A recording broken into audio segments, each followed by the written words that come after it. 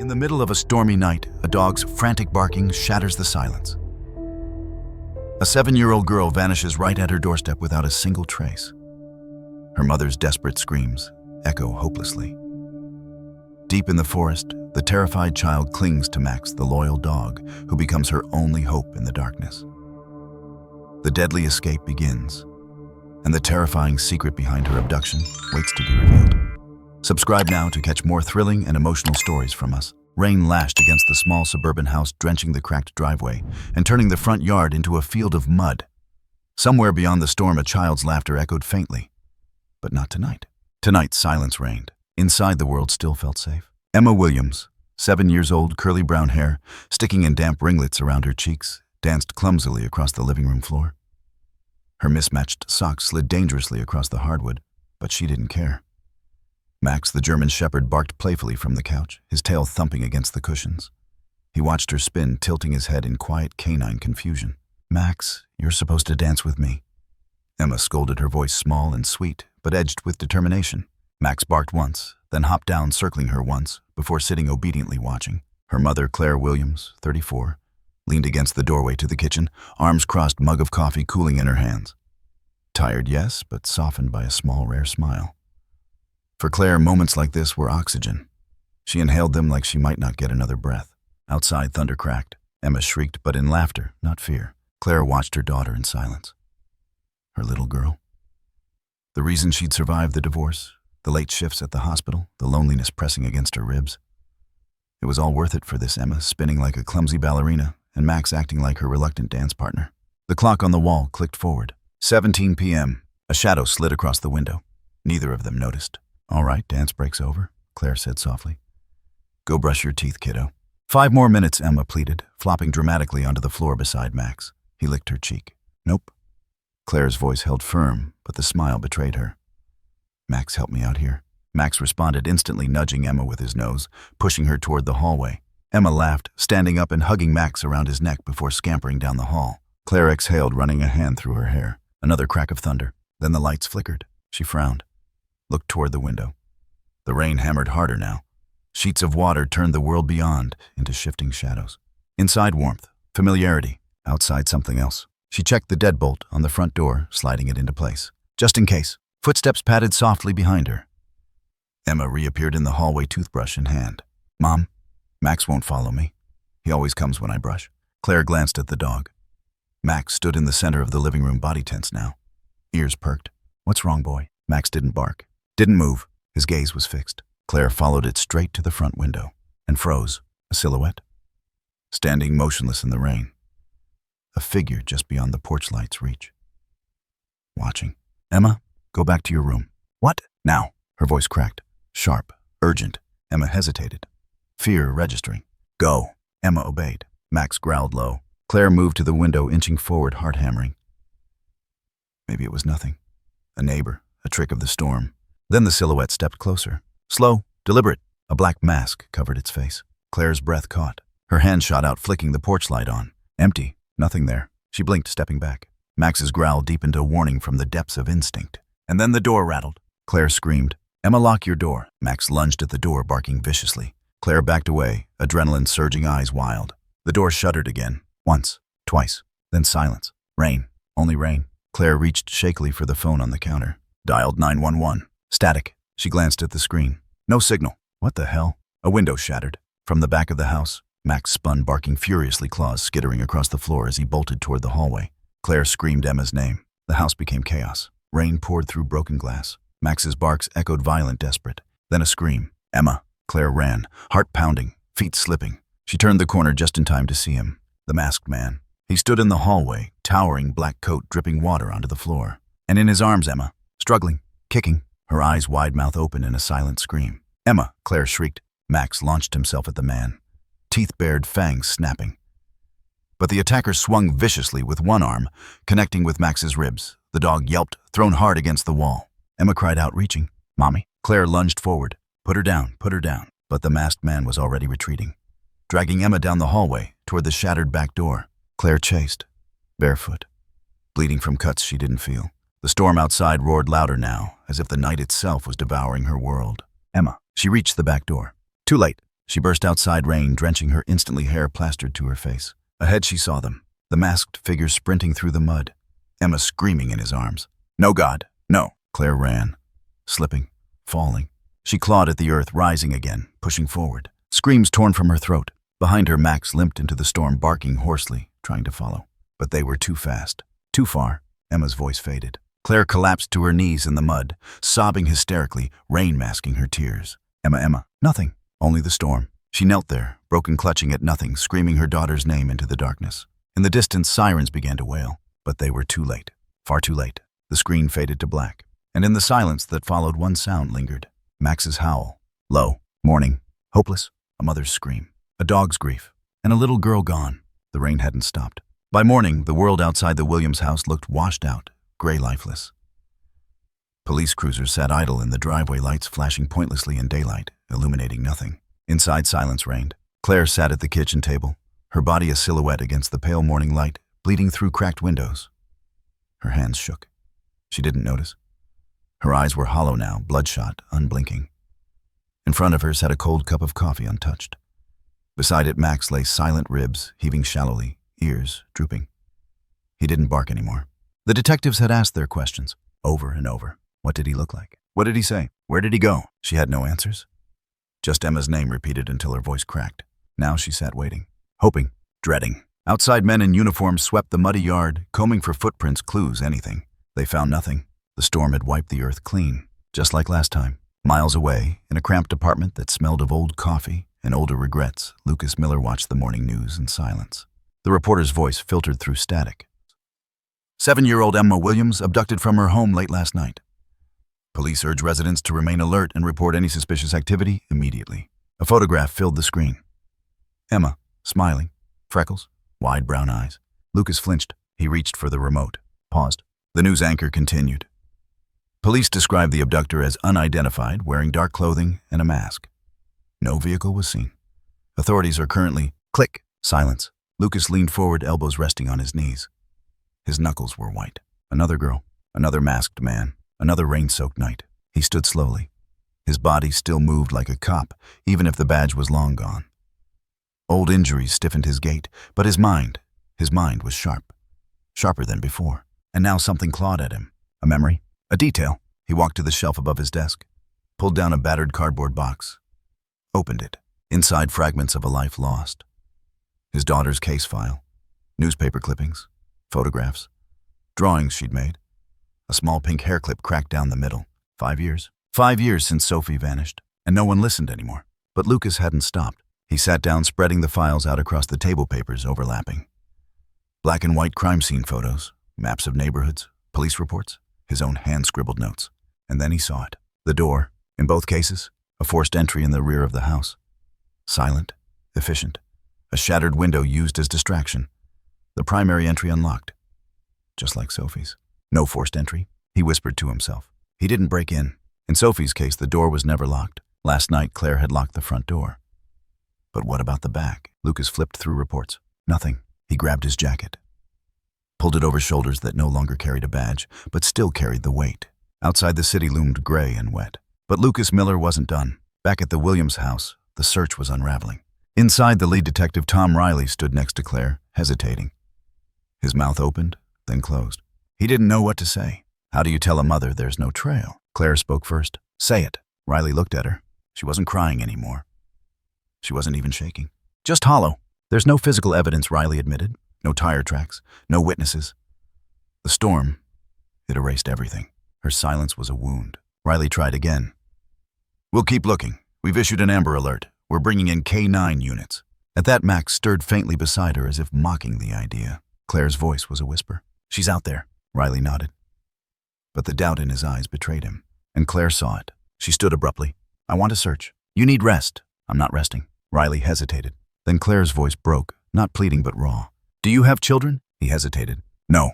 Then don't tell me what I need. She walked past him, out the door, into the rain. Riley followed. Behind them, Max limped after silent. Hours passed. Search parties formed. Cops swept the forest line beyond the Williams neighborhood. Volunteers combed through drainage ditches and roadside gullies. Claire moved among them, a ghost in soaked clothes, calling her daughter's name, until her voice gave out. But the trees gave nothing back. And as the rain pressed down, one truth grew clearer. Emma was gone. Lucas stood outside the police station, rain dripping from the brim of his cap.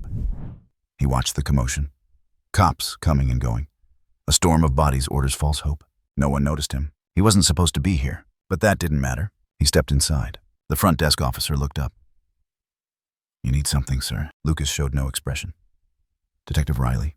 "Who's asking?" Lucas pulled out an old police badge. Tarnished, revoked, but real. "Lucas Miller." Silence. A pause. "Then wait here." Minutes later, Riley approached, confused. "Miller thought you retired." "Didn't." Riley frowned. "You're not a cop." Lucas' voice was flat. "Your abduction case. What about it?" "It's not random." Riley bristled. "Look, I don't need..." "He's done this before." That stopped Riley. Lucas stepped closer. Rainwater pooled around his boots. 5 years ago, my daughter. Same storm, same method, same result. Riley tried to object, but Lucas cut him off. "You've got no trail, no evidence, no vehicle. That's not a mistake. That's protocol." Riley hesitated. "And you think it's connected?" "I know it." Riley ran a hand down his face. "This isn't your case, Miller." Lucas' voice turned cold. "It was never just mine." Riley's eyes darted, considering. Then he exhaled. "Talk." An hour later, inside the quiet of an interrogation room, now turned briefing center, Lucas laid out his findings. 2 cases, 5 years apart. Same storm conditions, same method of entry, same signature masked abductor, no demands, no ransom, total disappearance. Professional, not opportunistic. Claire stood in the doorway listening. When Lucas mentioned his daughter, her gaze faltered. Lucas noticed. Their eyes met 2 parents in different stages of the same nightmare. "I'm sorry about your girl," Claire said quietly. Lucas nodded, accepting grief like a second skin. "I'm sorry about yours." Riley leaned back. "If you're right, we're dealing with someone who plans his abductions around storms. Uses the weather to erase evidence." Lucas nodded. "Someone organized, someone patient." Claire's voice cracked. "Why?" Lucas hesitated. "I don't know." And that truth stung most of all. Evening fell. The storm slowed, but the weight in the air remained. At the house, Claire sat in Emma's bedroom, clutching her daughter's favorite stuffed bear. Around her, Emma's world remained frozen. A half-finished drawing, a storybook left open, the smell of childhood innocence. She held the bear tighter. Max lay beside her, silent. But his ears perked when he heard the front door open. Lucas stood there. He said nothing. He didn't need to. Claire met his eyes. She recognized something. Determination, or maybe desperation. Lucas crossed the room slowly, kneeling beside Max, letting the dog sniff his hand, earning his trust. Finally, he spoke softly.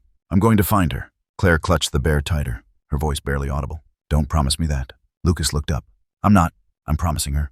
Their eyes locked. 2 strangers, 2 broken souls, 1 impossible hope. Outside, the rain fell. But inside that silent house, for the first time, a spark refused to die. And somewhere deep in the woods, Emma's voice still echoed, waiting to be heard. Emma woke up to darkness, not the gentle, cozy darkness of her bedroom back home, the kind that held stories and nightlights and whispered comfort. This darkness was different, heavy, thick, and it smelled of wood dampness and fear. She shifted. Her body ached. Her wrists hurt. Something rough had chafed her skin, rope tape. She couldn't remember. She only remembered screaming.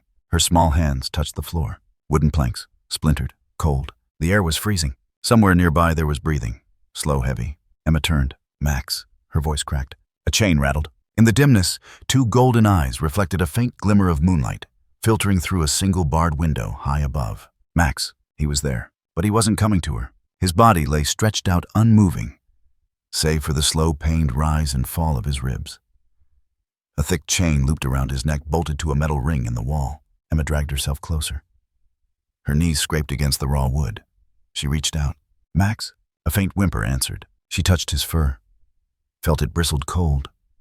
Her small fingers found the chain and tugged uselessly. Tears burned her eyes. "What did they do to you?" Max's tail twitched once, not in joy, in pain. Then footsteps. Emma froze. Boots, slow, measured, coming closer. She pulled herself against Max, burying her face in his side, trembling. A door creaked. Light stabbed through. Not much, just a thin slice seeping under a heavy wooden door, illuminating dust motes in the air. Then metal scraped.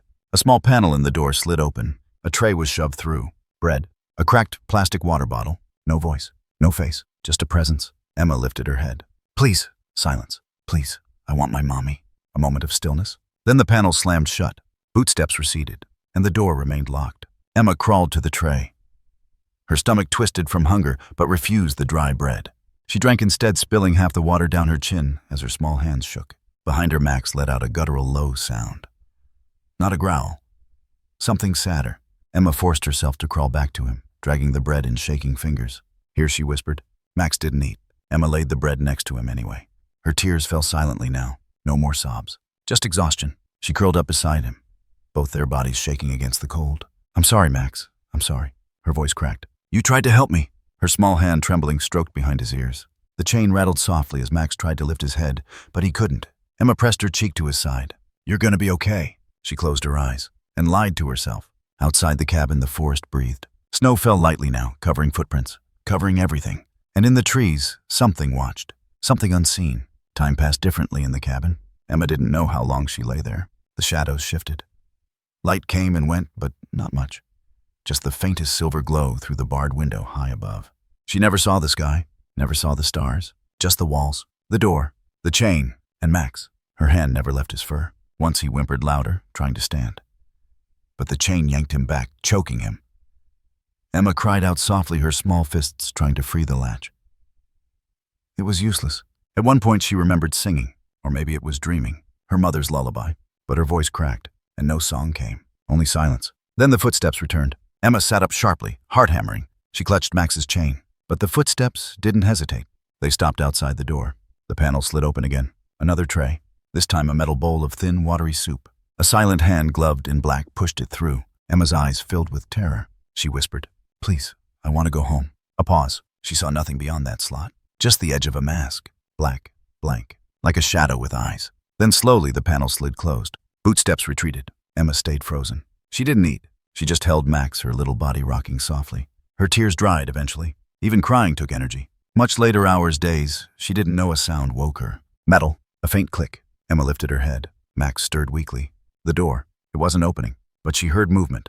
Chains, tools. She crept toward the door, held her breath. Something scraped, then silence, then footsteps retreating. She waited. Nothing. The darkness pressed in. Finally, Emma reached out with both hands. Trembling fingers touched the latch where food trays had been slid through. It was different now. Looser. Her heart leapt.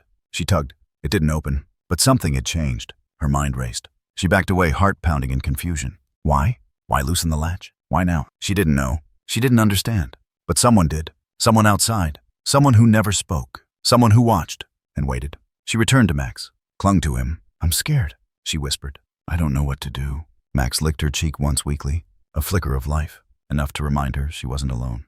At some point she slept, in the dark, in the cold, wrapped around a broken dog. And when she dreamed of sunlight, of her mother's voice, of running barefoot through wet grass, of Max chasing butterflies. She dreamed of home until a noise woke her. The noise of chains, not Max's. Chains outside, dragging, and laughter. Not the warm laughter of her mother, not the joyful laugh of a friend, but a sound like broken glass. Harsh, cracked, evil. It was gone in seconds, but Emma's body locked in fear. She clutched Max harder. She realized then they weren't alone in that forest, and someone enjoyed it. Emma stopped crying after that. Something colder settled inside her. She waited, listened, clung to Max. When the door opened again, hours later, she didn't beg. She just stared. Her small hands tightened around the chain wrapped around Max's neck. She was ready for what she didn't know, but she wouldn't let them take him. Not again. And so, in that dark cabin deep in the woods where no one could hear her voice or her heartbeat, Emma Williams, 7 years old, learned what it meant to endure. Not to hope. Not yet. Just to endure. One moment, one breath, one heartbeat at a time, with Max beside her, her only warmth, her only friend, her only hope. The snow fell. The forest watched. And the cabin remained silent. But not empty, because somewhere inside that silence, a child refused to break. The map lay spread out across Lucas Miller's kitchen table. Old, worn, stained by coffee and regret. He hadn't looked at it in years. Not since he gave up. Not since the day they told him his daughter was gone. But tonight, in the silence of his empty house, he stared at those hand-drawn circles like they might bleed answers if he looked hard enough. Outside, rain hit the windows. He barely noticed the girl's face. The new one, Emma Williams, flickered across his phone screen beside the map. A photo taken before the nightmare. Her smile missing teeth, and all felt like a punch to the gut. He remembered that smile. Not hers. His daughter's. A ghost he couldn't bury. Not yet. Not when everything about this felt the same. Same pattern. Same silence from the cops. Same emptiness. But not the same ending. Not if he could help it. Lucas exhaled and leaned in. His finger traced the circles he'd drawn long ago, back when he still believed he could save someone. Long-abandoned logging routes. Service roads. Private hunting grounds. And cabins. So many cabins. One in particular stood out. A red marker. Cabin number 42. He'd circled it 5 years ago. Back then it led nowhere, nothing but dead ends. But now something gnawed at him. A name, buried deep in his notes. A transaction report, half ignored at the time. Cabin 42 rented 3 weeks before his daughter vanished.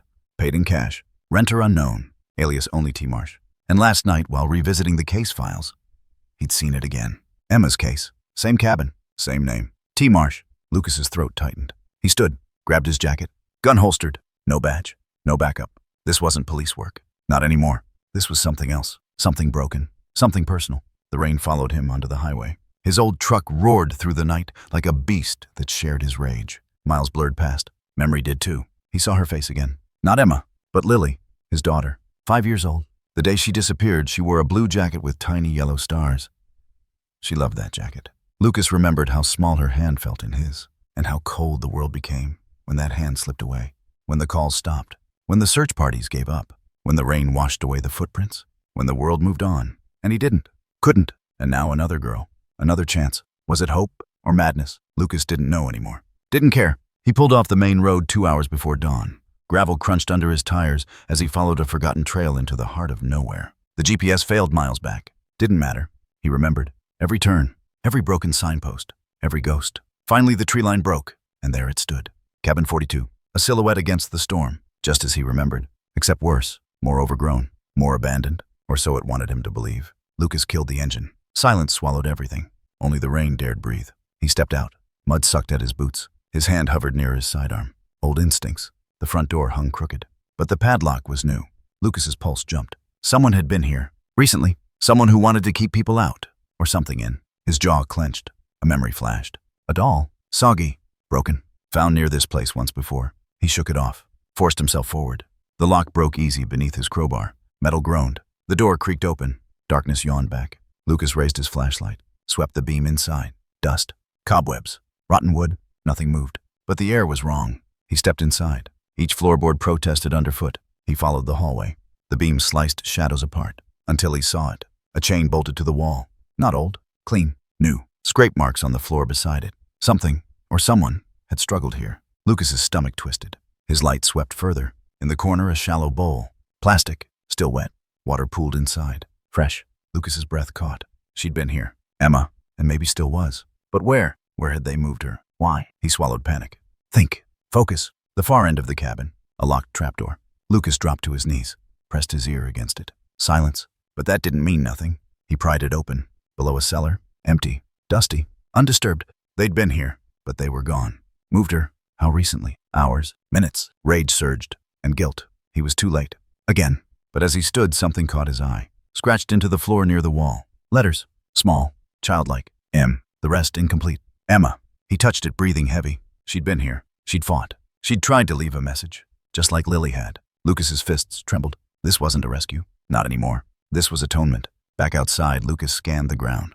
Footprints. Faint. But there. He followed them. Rain had tried to erase them, but the forest floor betrayed the weight of boots. Heavy. Men's. Dragging something. A chain. Or a girl. He pushed deeper into the trees. Branches whipped his face. Memories clawed at him harder. A father's failure. A ghost's laughter. But ahead hope. He wouldn't lose her. Not again. Not this girl. Not Emma. He owed her. And he owed Lily. He pressed on. Into the dark. Into the storm. Into the past he couldn't outrun. Because somewhere ahead, a little girl was waiting. And Lucas Miller would not fail her. The first sound that tore through the silence of the cabin was the clatter of chains. Max was awake. He smelled it before he heard it. The shift in the air, the weight of snow thickening outside. A storm. The wind howled like a warning just beyond the wooden walls. And yet something else clawed at Max's mind. Opportunity. The door had opened. Briefly. The masked man had come in, dropped the food tray by the door, muttered under his breath, and for the first time he'd left Max's chain longer. Maybe a mistake. Maybe arrogance. Or maybe the storm outside made the captor careless. Max's paws scrabbled against the splintered floorboards. His instincts roared. He wasn't just a dog. He was a guardian. And his girl needed him. Emma sat curled against the wall, silent tears streaking her cheeks. Her small hands trembled as she reached for the food the masked man left. She hadn't eaten in days, not properly. But even now, fear starved her faster than hunger. Then she heard it. The scrape, the chain tightening, then loosening. Her head turned. Eyes red and hollow met Max's. In that moment, the world shifted. Max lunged. Metal strained. Wood cracked. And then with a snap that echoed like gunfire inside the tiny cabin, the chain gave way. Max stumbled forward. Free. For a heartbeat, neither of them moved. Then Emma whispered Max. It wasn't a question. It was hope. Max was at her side, in an instant, muzzle pushing under her arms, wet nose nuzzling her face. Emma sobbed. But it wasn't from fear this time. It was from relief. From something fragile rekindling inside her. A reason to move, to believe, to survive. Then Max growled. Low, dangerous, outside footsteps. The man. Returning. Emma froze. Max didn't. He nudged her hard, and she understood. They had to move. Now. Her bare feet hit the cold floor as she scrambled toward the door Max clawed open seconds earlier. A scream echoed behind them. The masked man had seen. But Max was faster. Faster than fear. Faster than failure. He pushed Emma ahead, guiding her through the broken door into the storm. Snow swallowed them. Instantly, Emma gasped. The cold was a knife to her lungs. She couldn't see, could barely breathe. White consumed everything. But Max was her anchor. His dark shape moved through the blizzard like a shadow she refused to lose. She stumbled after him, hands out, feet bleeding. But she followed, because stopping meant dying. Behind them, the cabin door crashed open. A shout tore through the storm. Heavy footsteps pounded after them. Emma's pulse screamed in her ears. She risked a glance back. A figure loomed. The masked man. Closer, closer. Then, Max barked. A sharp, furious command. Emma looked forward again. Just in time. She dropped low, crawling after him beneath a fallen tree trunk.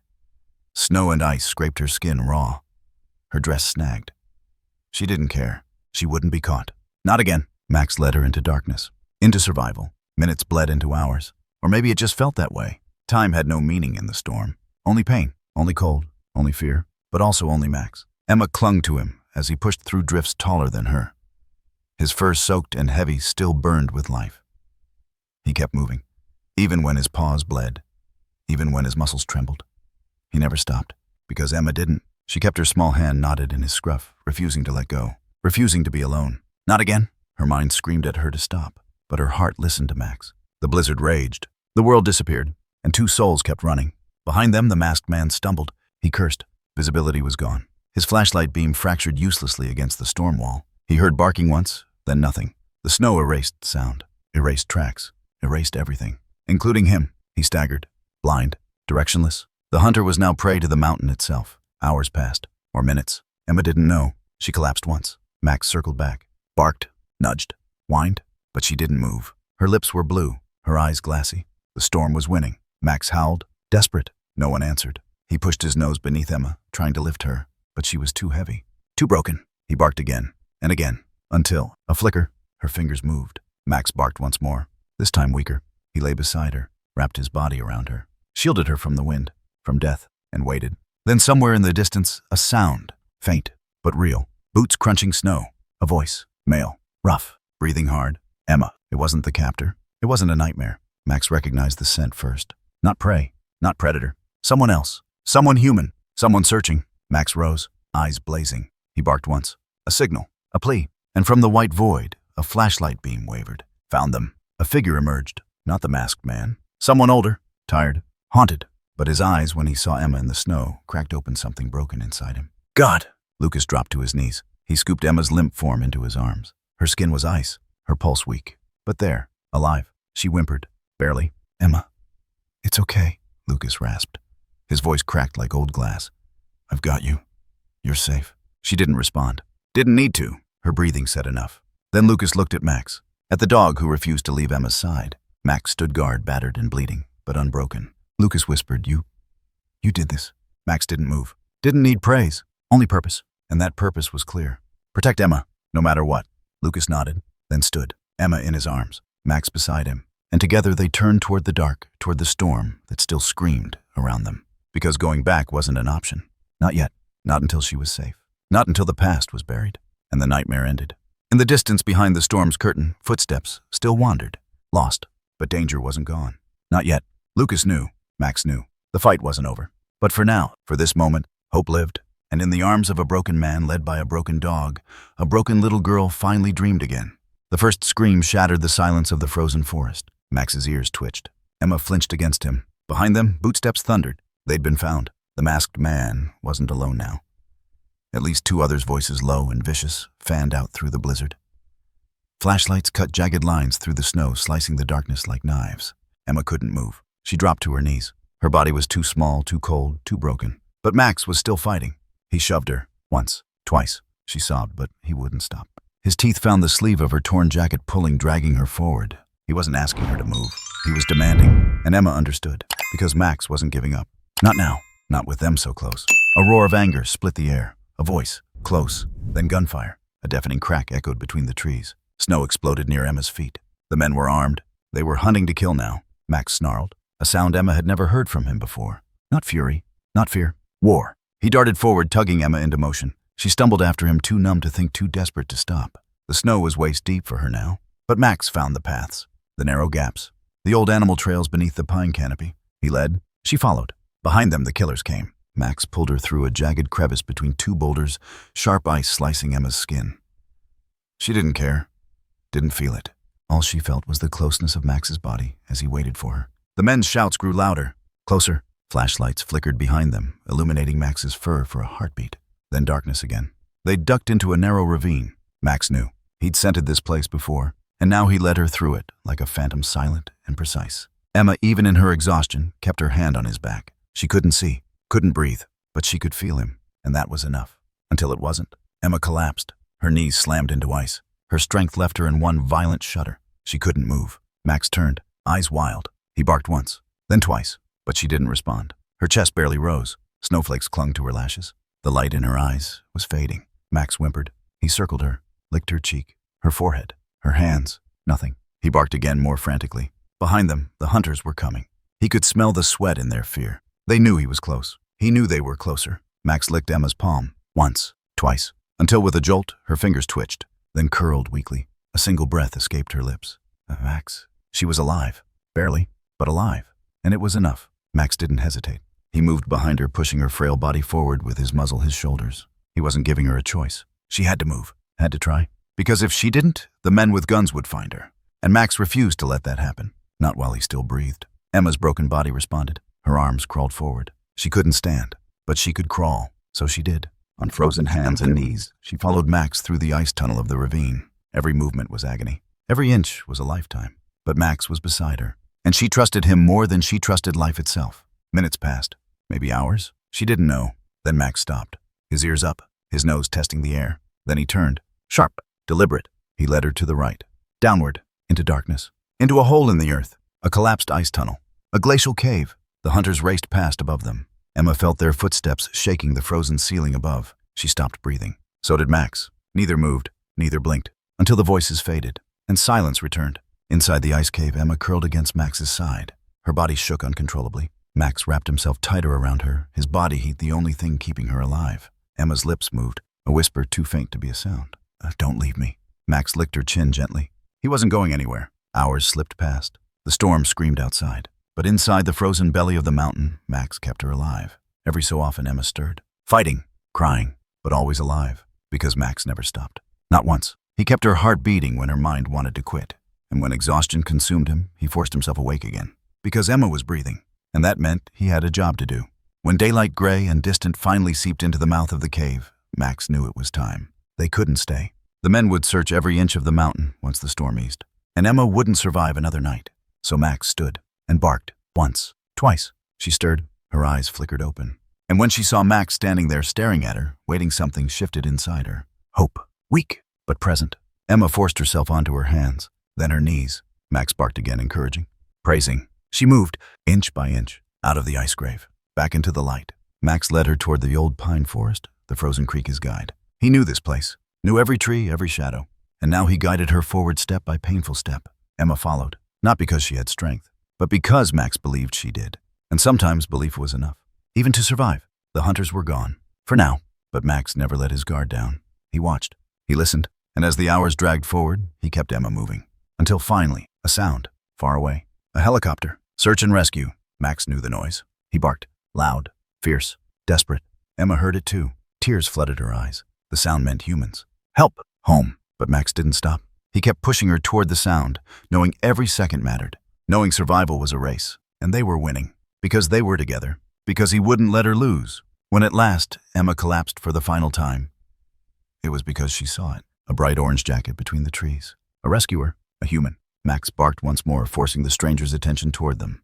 Then he lay beside Emma, curling his battered body around her. His mission was complete. She was safe. For now. He closed his eyes, but his ears never stopped listening. Because until the nightmare ended, Max refused to rest. Not truly. Not ever. The forest stood silent, but Lucas Miller could hear ghosts. His boots cracked through the ice as he stepped inside the clearing, breath coming in ragged clouds. In front of him loomed the cabin, old, rotting, half swallowed by snow. Abandoned now. He felt it, not in the way a detective read clues, but in the marrow of his bones. He was too late. Lucas forced himself forward, one slow step at a time. His flashlight trembled in his gloved hand. At the door he hesitated. He could still smell smoke, not from wood, from gun oil. A warning! But he pushed the door open anyway. The hinges groaned, protesting. Inside, darkness. Empty, except for the chains. They dangled from the far wall, one of them broken. Lucas stared at the splintered end. Not rusted, fresh, recent. Something had broken free, or someone. He moved toward it. Kneeling, he inspected the scratch marks on the floor. Deep, frantic, desperate. He followed them to the door, then outside. Snow covered the forest like a shroud. But there, half-buried, Lucas found it. A paw print. Large, fresh. Next to it, tiny drag marks, as if something small had been pulled or carried. He followed the trail in silence, not as a cop, as a father. And in the silence, the ghosts whispered louder. 5 years ago, he'd failed. 5 years ago, his daughter had vanished in a storm like this. No leads, no clues, just silence. And when the body was never found, Lucas's soul had died with her. But now another little girl was out here. And something inside Lucas refused to bury another child. He pressed on. The trail led into the trees, away from the cabin. Lucas pushed into the forest, without thinking, the storm swallowing him whole. Visibility dropped to nothing. Wind howled. Snow bit into his skin. But he didn't slow. Couldn't. Every step deeper felt like diving into his past. But this time he wouldn't lose. For hours, maybe more, Lucas tracked the prints. They weaved erratically. The dog, he was sure now it was a dog, was carrying or dragging someone. The girl, Emma. But how? Why? Questions circled his mind. But he had no answers. Only the trail. Only the ghosts. And they whispered louder with every step. Then suddenly the trail disappeared. Gone. Buried beneath fresh snow. Lucas stopped, heart hammering. His breath came in sharp, panicked bursts. This couldn't happen. Not now. He spun in place, scanning frantically. Nothing. Nothing but white. Nothing but failure. Again, Lucas fell to his knees. Snow swallowed him. He clutched his head. And for the first time in years, he allowed himself to break. I can't. The words tore from his throat. I can't lose her too. Snow fell silently around him. But the ghosts offered no comfort. Only cold. Only memory. His daughter's laughter. Her tiny hand in his. Gone. Just like Emma. But something flickered then. Not sound. Not light. A sensation. Lucas looked up. And there, half buried in the snow ahead, something glinted. He crawled to it. Pulled it free. A torn piece of red fabric. Emma's jacket. His breath caught. This wasn't over. Not yet. Lucas stood, legs shaking, heart numb, but alive. He wasn't done. He couldn't be. Not while she was out here. He pushed forward, abandoning the lost trail, following nothing now but instinct and desperation. The blizzard lashed at him. His flashlight died. Night devoured the forest. But Lucas Miller pressed on, because he was a father. And somewhere ahead, a child needed saving. Even if it wasn't his. Especially because it wasn't. Time blurred. Steps became agony. Vision narrowed to survival. At some point, Lucas collapsed against a tree, lungs, burning body shaking. He couldn't feel his hands. Couldn't feel anything, except failure. Again. Always. He slumped forward. Snow wrapped him like a burial shroud. Maybe this was fitting. Maybe this was where it ended. But then, a bark. Sharp. Clear. Impossible. Lucas's head snapped up. Another bark. Closer. Real. Then a child's sob. Faint. Carried by the wind. But real. Hope slammed into Lucas's chest like a defibrillator. He surged to his feet. Stumbled forward. 1 step. 2. Then running. Branches clawed at his face. Snow blinded him. But he ran. Chasing the sound. The life. And there. Through the trees. Movement. A shadow. A figure. Low to the ground. A dog. Huge. Matted with ice. Dragging something behind it. A small shape. Emma. Lucas shouted. His voice cracked. Emma. The dog froze. Turned. Eyes burning gold in the darkness. Protective. Suspicious. Then recognition. It barked. Once. Twice. Then waited. Lucas collapsed in front of them, hands trembling. Emma didn't move. Her eyes fluttered. Barely conscious. But alive. Lucas reached for her. But the dog growled low. Warning. Guarding. Lucas stopped. He understood. He kept his voice soft. It's okay, buddy. His hands stayed open. I'm here to help. The dog hesitated. Then after an endless moment stepped aside. Lucas cradled Emma's frozen body to his chest. She whimpered weakly. And that sound shattered him. Not fear. Not grief. Hope. She was alive. And he wouldn't lose her. Not now. Not like before. Not ever. Behind him the dog Max sat silently watching. Guarding. Even as Lucas carried Emma away, Max followed. Not trusting the man, but trusting the girl's safety to him. For now. Because they were both fighting the same war. And in the end, survival wasn't about trust. It was about choice. And Max had chosen to believe. In her. In Lucas. In hope. The storm howled on, but they moved forward. Together, a broken man, a dying child, and a battered dog. Against the night, against the past, against the ghosts. And this time, they weren't losing. Snowflakes devoured the world. Lucas stumbled forward, his lungs burning, body dragging, as the storm turned the forest into a white graveyard. Somewhere ahead, somewhere in this endless oblivion, she was there. Emma. His mind kept repeating the name like a prayer. He had no direction anymore, only instinct, only desperation. And then a sound, a faint rhythmic whimper. Lucas froze. He strained against the wind. There it was again. A cry. Not human. A dog. Barking. No, not barking. Pleading. Lucas forced his body toward the sound. Minutes bled into one another. His fingers were numb. Every step felt like tearing skin from bone. But the whimpering grew louder, urgent, raw. And then through the chaos he saw it. A shape, curled against a jagged outcrop of rocks. A massive dog, motionless, except for its eyes glowing dimly desperately. Lucas's heart seized. Max. The dog lifted its head, weakly eyes locking onto him. It didn't growl this time. It didn't move. It couldn't. Beside Max was Emma, lying twisted in the snow, unmoving. Lucas dropped to his knees, scrambling. No, no, no. His voice cracked as he cleared the snow from her face. Emma's skin was ice. Her lips blue. No breath. Lucas shook. He shook harder than the storm itself. No, not like this. He pressed his ear to her fragile chest. Nothing. He forced his shaking fingers against her throat. Nothing. Terror surged through him, raw and animalistic. But the ghosts inside him whispered, not again. Do something. Lucas tilted Emma's head back. Began CPR. Breathless counts. Desperate compressions. Come on, come on! He breathed into her fragile lungs. Begged a God he didn't believe in. Please, please don't take her. Max watched, whining softly. The storm roared, but in that clearing of death, time stood still. Lucas kept going, kept fighting, until a cough, a tiny fragile cough. Emma spasmed in his arms. Her eyes fluttered dazed, and Lucas broke. He let out a sob, tears freezing against his cheeks as he pulled her small body into his embrace. Emma, I got you, I got you. But there was no time to collapse. Max growled suddenly, a low broken sound.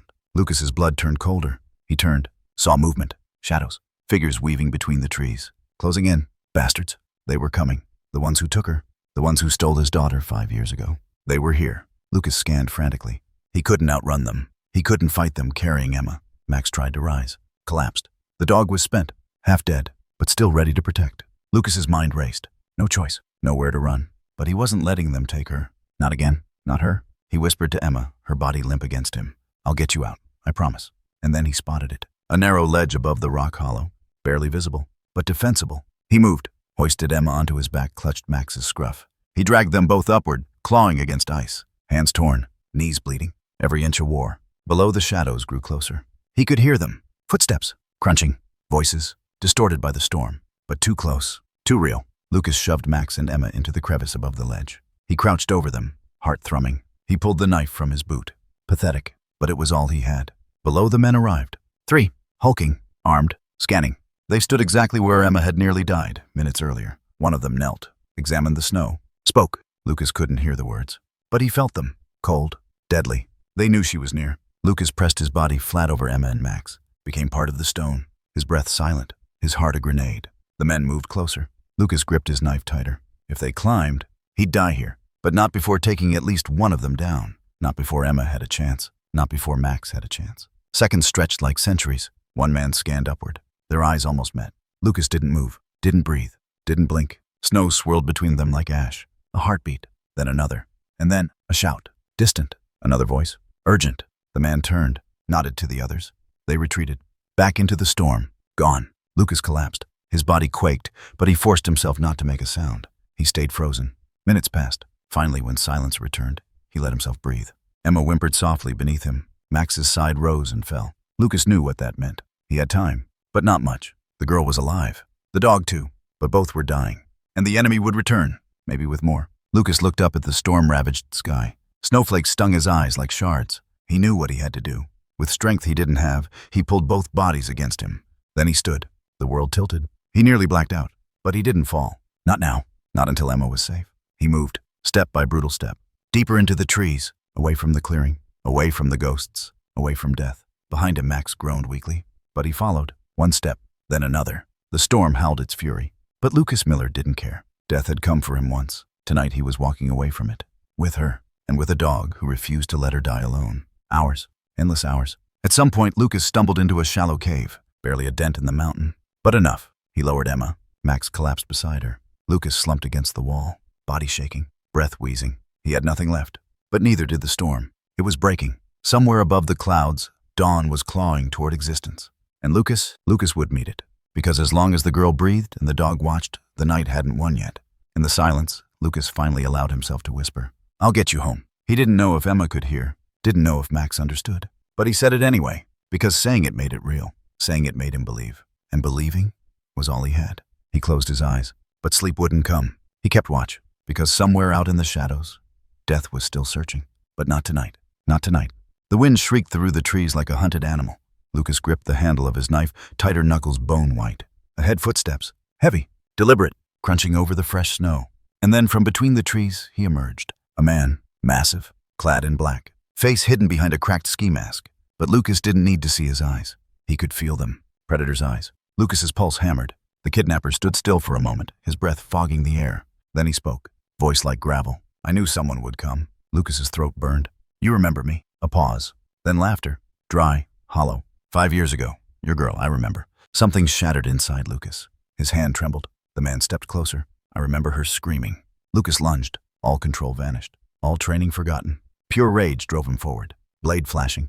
The man dodged. Faster than Lucas expected. A brutal fist caught Lucas's ribs. Bone cracked. Lucas staggered, but didn't fall. He swung, slashed air. The man caught his wrist, twisted savagely. Lucas gasped, knife clattering into the snow. The world spun. A punch to his jaw sent him sprawling. Snow burned cold against his face. Above him, the man laughed again. Too easy. Lucas rolled, dodged another stomp meant to shatter his skull. He scrambled for the knife. A boot crushed his hand before he reached it. Lucas cried out. Pain like fire raced up his arm. The man loomed over him. He reached for something. A blade. Long, rusty, blood-stained. "This one's for you, hero." Lucas stared death in the face. And then, a blur, a savage roar. "Max!" The dog slammed into the kidnapper's side, teeth sinking into flesh. The man howled, dropped his knife. Lucas's mind snapped back to life. He lunged, snatched the blade, rolled onto his back. And as the man hurled Max aside, Lucas drove the blade upward, straight into the man's thigh. The scream that tore from the kidnapper's throat wasn't human. He staggered. Lucas ripped the knife free. Blood sprayed onto the snow. Steam rose. The man stumbled, but didn't fall. Instead, rage consumed him. He roared, charged. Lucas barely dodged the knife slicing at the air. The man barreled past, crashed into a tree. Lucas didn't hesitate. He turned, ran. Not away, but toward Emma, toward Max, toward the only things that mattered. Behind him, the man cursed, limped, but followed. Lucas knew he wouldn't stop. Not until one of them was dead. The forest blurred past. Every breath Lucas took felt like swallowing knives. His ribs screamed. Blood soaked his shirt, but he didn't slow. Didn't dare. Ahead the cave. Emma lay motionless. Max dragged himself beside her. Lucas dropped to his knees. Max whined softly. "Stay down, boy." Lucas turned. The man was almost there. Closer. Limbs heavy, body broken, but fury drove him. Lucas forced himself upright. The knife trembled in his grip. This was it. No more running. No more ghosts. "Tonight ends here." The man charged. Lucas waited. At the last second, he sidestepped, slashed. The blade cut deep into the man's side, but not deep enough. The man swung a fist like a hammer, caught Lucas's shoulder. Lucas spun, lost his footing, hit the ground. Knife skittered away. The man loomed again, straddled him, hands around Lucas's throat. Squeezed. Lucas clawed at his wrists, fingers digging into flesh, vision dimming. The world closing. 5 years ago. A girl screaming. Now again, another child. He failed. A snarl. Max. With the last of his strength, the dog lunged. Jaws locked onto the kidnapper's neck. The man roared, released Lucas. Lucas gasped. Air burned his lungs. The kidnapper flailed. Max held on. But the man was too strong. He ripped Max free, threw him against a rock. The dog crumpled. Didn't move. Lucas saw red. He didn't think. Didn't plan. He grabbed the rusted blade and drove it straight into the man's throat. Silence. The kidnapper's eyes widened. Blood pulsed from the wound. Hot. Fast. He tried to speak. Nothing came. His knees buckled. He collapsed, face first into the snow, and lay still. Lucas collapsed beside him, chest heaving, heart racing. The snow fell silently. The storm was over. He didn't know how long he lay there. Minutes. Maybe hours. Finally, he forced himself up. He crawled to Max. The dog lay motionless. "Come on, boy." Lucas pressed his hand to Max's chest. A faint heartbeat. Weak, but there. Tears filled his eyes. "You did it. You saved me." He turned to Emma. She hadn't moved. Lucas pulled himself to her side, cradled her against his chest. Her breathing was faint, but real. He whispered, "I got you. I got both of you." Above them, the first pale light of dawn pierced the trees. Lucas looked toward the corpse, then at the 2 lives he'd fought for. And for the first time in 5 years, he felt something break. Not pain, not guilt, But freedom. He buried his face in Emma's hair and let the tears fall, not of sorrow, but relief, because they were alive, all three of them. And the monster, he was dead. Finally, dead, the snow whispered under Max's bleeding paws. He limped yet relentless, forging a path through the white abyss. His breath came ragged, each step a silent scream. But he didn't stop. Not now, not when Emma needed him. Behind him, Lucas stumbled after the dog. Every muscle screamed, ribs shattered, shoulder torn. But he pushed forward, following Max's tracks like lifelines across the endless frost. Wind lashed at his face. Trees loomed like shadows, but none of it mattered. Nothing else existed except the small figure ahead. Max barked once, high, pained. Then Lucas saw it. The edge, a sheer drop, a black void in the sea of white. And there, barely visible in the soft morning light, Emma. She lay crumpled at the base of the drop, a fragile bundle of pale skin and tangled hair. Motionless, Lucas's heart stopped. No, he collapsed to his knees at the edge. Tears blurred his vision.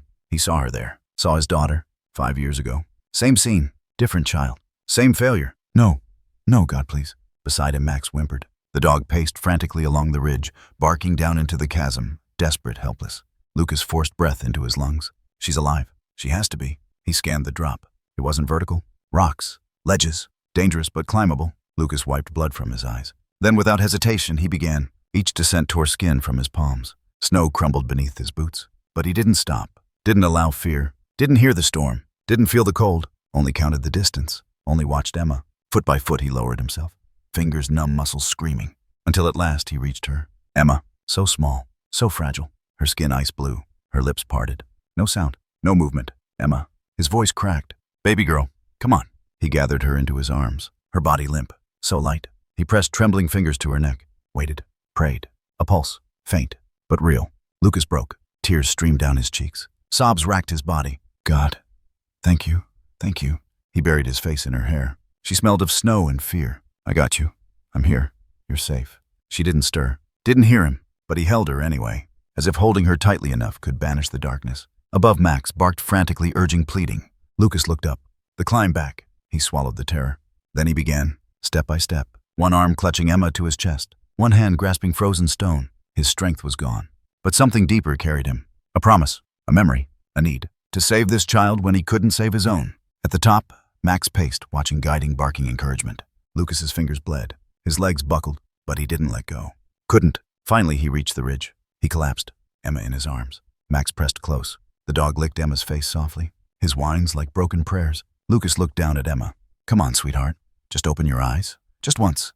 But she didn't, and yet her chest rose. A fragile rise, but steady. Lucas kissed her forehead. I'm not losing you. He looked at Max.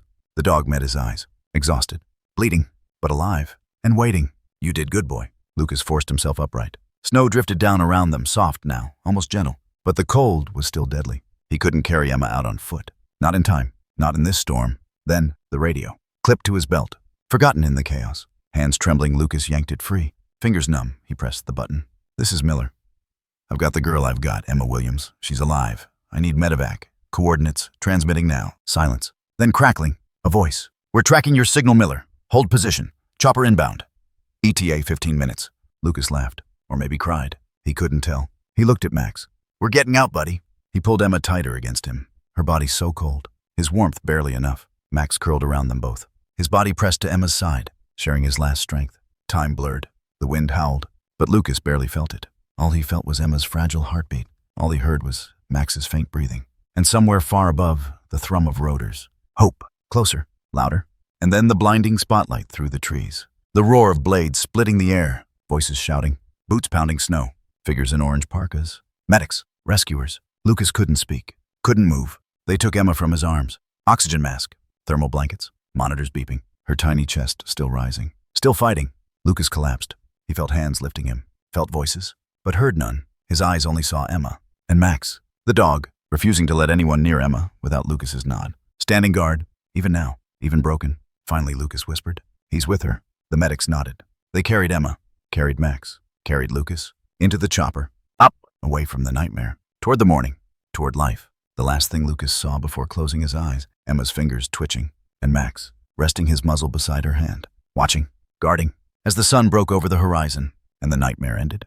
The sterile hum of hospital machines filled the silence. Faint beeping. Monitors tracking fragile life. Emma stirred. Her eyelashes fluttered once.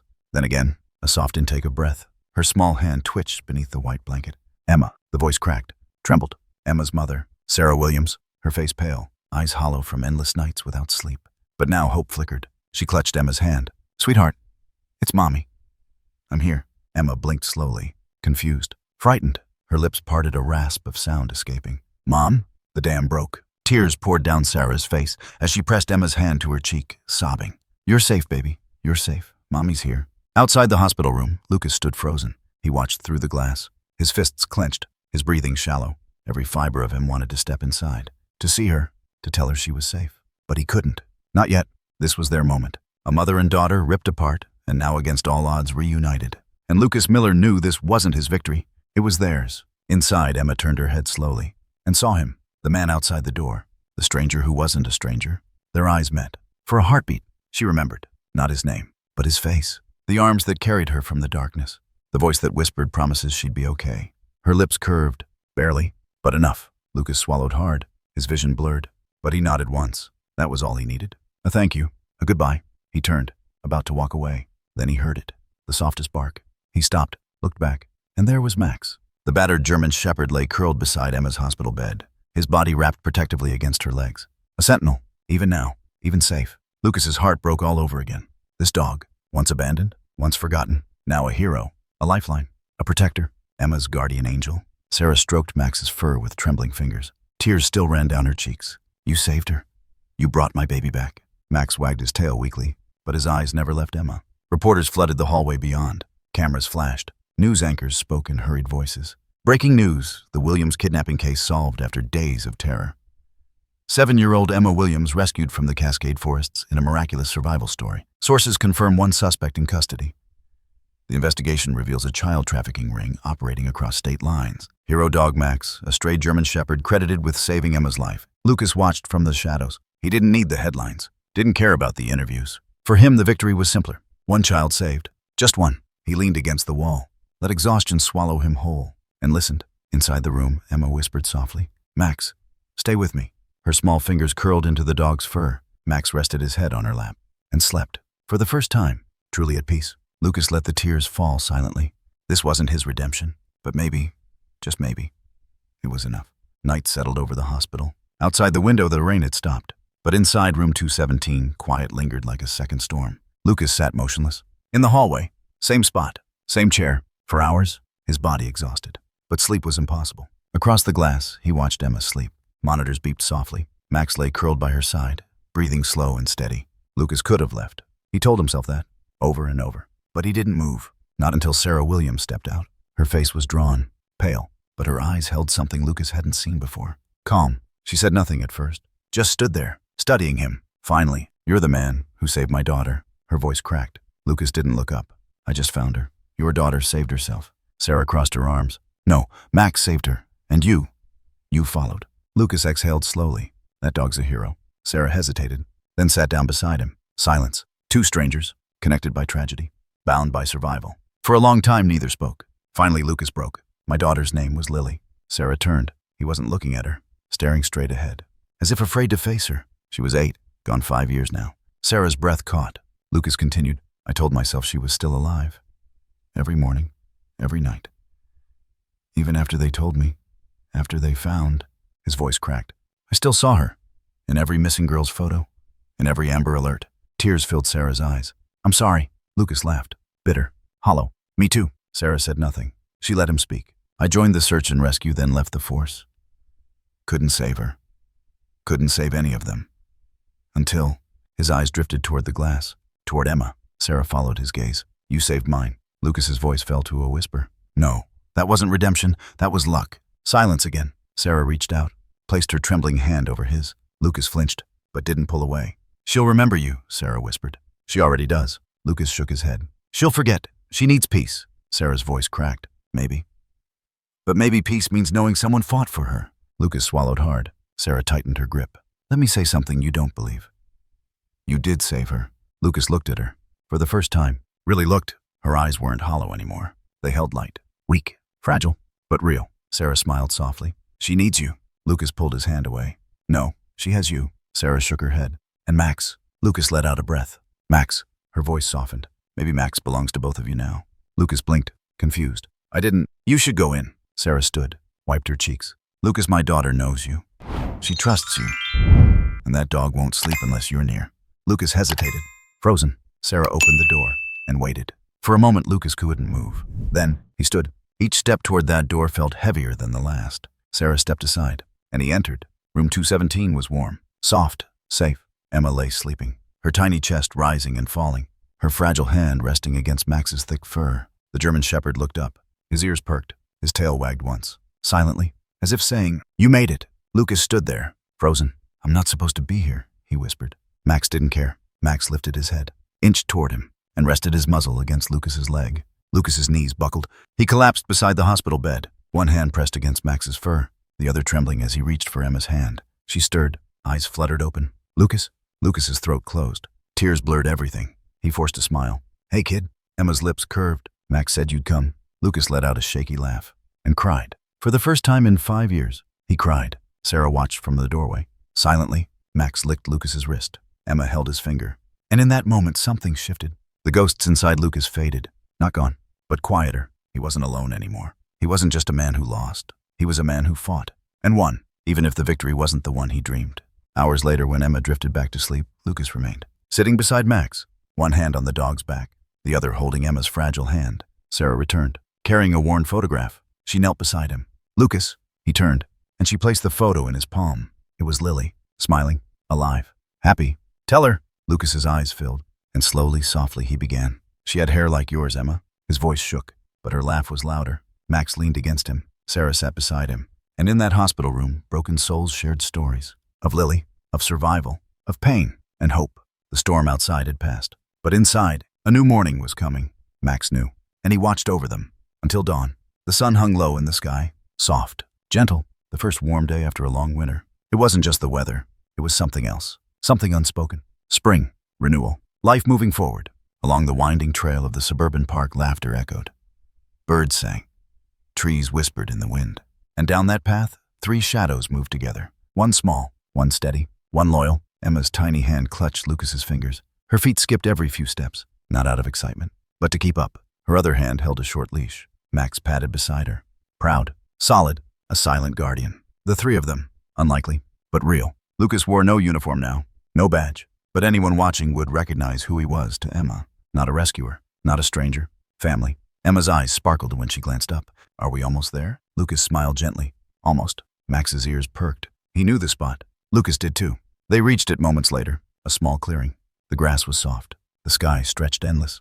And in the center stood a simple wooden bench. Lucas let go of Emma's hand, sat down slowly, with a sigh, like a man learning to breathe again. Emma climbed onto the bench beside him. Max didn't sit. He stood guard. As always, Emma leaned against Lucas. For a long time, neither spoke. They just watched. The wind moving the grass, the clouds shifting lazily.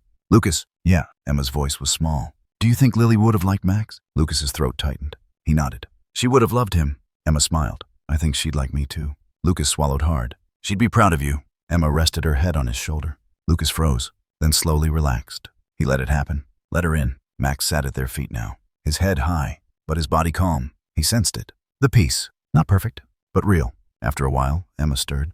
"Can we come here again?" Lucas hesitated, then nodded. "Anytime you want." Silence. Then, "Promise?" Lucas looked down, met her eyes, and whispered, "I promise." Emma grinned. And for the first time in years, Lucas believed it too. They stayed until the sun began to dip. When it grew colder, when Max stood and nudged Emma's hand.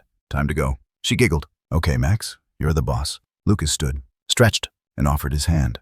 Emma took it, without hesitation. Together they walked back, not toward the past, but toward something else, toward healing. At the parking lot, Lucas opened the door of his truck. Emma hopped inside. Max leapt in after. She curled up against the dog's thick fur, eyes heavy, fingers twined in Max's coat. Lucas watched her from the driver's seat, watched the way Max rested his head over Emma's lap, the way the girl breathed steady now, calm, safe. Outside, the world kept moving. Inside that truck, time slowed. Lucas reached forward, brushed a strand of hair from Emma's forehead. She stirred, murmured softly, "Are we going home?" Lucas's voice caught. Then, "Yeah," he whispered. "We're going home." Max's eyes flickered open. He met Lucas's gaze, held it, and Lucas understood. That dog wasn't just a pet. He was the reason Emma was alive. He was the reason Lucas hadn't given up. A partner, a hero, family. Max blinked, closed his eyes again, finally allowing himself to rest. Lucas started the engine, drove slow, steady, each mile unwinding the years of grief inside him. Later that night, back at the house, Emma fell asleep quickly. She hadn't let Lucas leave her room, so he didn't. He sat beside her bed, watched her chest rise and fall, watched Max curled at her side, like a sentinel. But even Max had closed his eyes. Lucas leaned back. The silence was peaceful now. Not heavy, not suffocating. Emma shifted in her sleep, murmured something. Lucas leaned in. Couldn't hear. Then, her small hand found his, even in sleep. Fingers curled around his. He froze, then squeezed back. Tears filled his eyes. But this time, they were different. Not pain, not regret. Something else. Hope. He exhaled, closed his eyes. And for the first time in years, Lucas Miller dreamed of sunlight and laughter and a future. When dawn came, birdsong drifted through the window. Emma stirred, stretched, and smiled. Lucas opened his eyes. He smiled too. Max stood, shook himself awake, ears perked, eyes bright. Good morning, Emma whispered. Lucas nodded. Morning. Emma sat up, reached for Max. Do you think he wants to go for a walk? Lucas chuckled softly. I think he's already waiting. Emma grinned. So did Lucas. Together they headed outside. Sunlight poured down. The grass sparkled with dew. A new day, a real beginning. As Emma led Max down the path, Lucas followed. Hands in pockets, smile quiet, but real. Emma called back. Lucas. Yeah. Her voice rang clear. Con c'est Antoine. Tu heard uncle? Lucas stopped, swallowed, then stepped forward. Beside her, looked down, and whispered, I promise. Max barked once, sharp, joyful, and together they walked forward, into the light, into a future neither of them thought possible. As soft music swelled, and the screen faded to black, the story ended. But their healing had just begun.